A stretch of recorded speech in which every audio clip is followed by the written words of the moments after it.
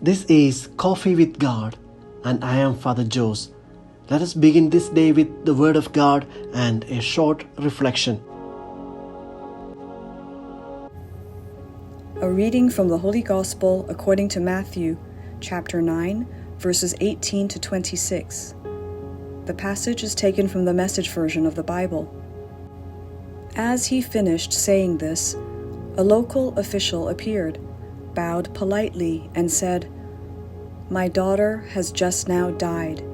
If you come and touch her, she will live." Jesus got up and went with him. His disciples followed along.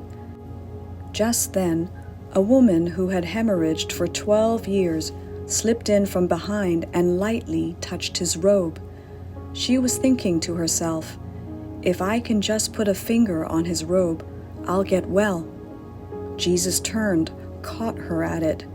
Then he reassured her, "Courage, daughter. You took a risk of faith, and now you're well." The woman was well from then on.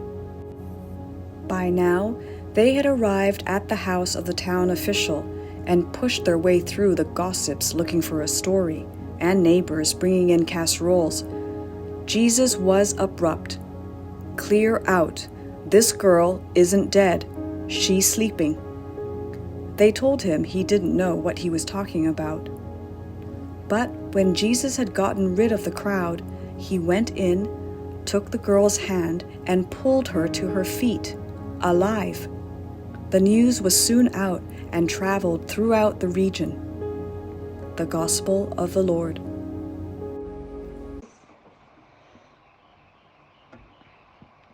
The impossible is possible with faith. The Gospel story of today shows Jesus healing two women. Before Jesus' healing power, their very different stories cross paths. The first was the death of a young woman at the prime of her life. The other woman was marginalized for being impure because of an incurable haemorrhage. The only thing they have in common is the need to be rescued by someone with the power to save their lives. In the case of the young woman, it was her father who took the bold gesture to approach Jesus and asked for Jesus' intervention. But the older woman took it upon herself to steal a miracle from Jesus, violating something very sacred for the Jews. It was sacrilege to touch even the edges of the robe while the person was impure because of the flow of blood. The story of these two women can be our own story.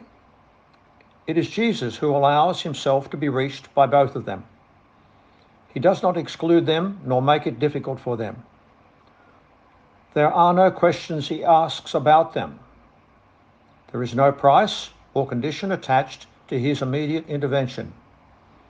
He does not look at the appearances or social or religious classes of the person approaching him. People's pain moves him and he reacts to sickness and death. He does not look for recognition for the signs he performs. He does not claim to say, "I am the one who heals you or brings you back to life." He only pronounces the phrase, "Your faith has saved you," and takes the dead girl by the hand. He highlights the value of that faith capable of the impossible.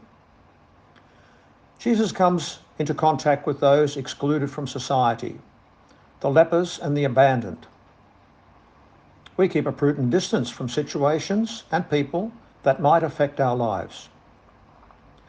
There is no better way to share our life than to reach out to those in need, whether it is with a smile, a word, a hug, or words of encouragement.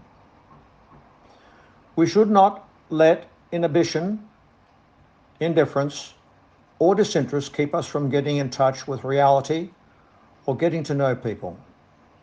As Jesus did in this gospel, let us give life to others. By reaching out to people in need, we will also receive life, like the sick woman, because grace has found among the poor and those in need.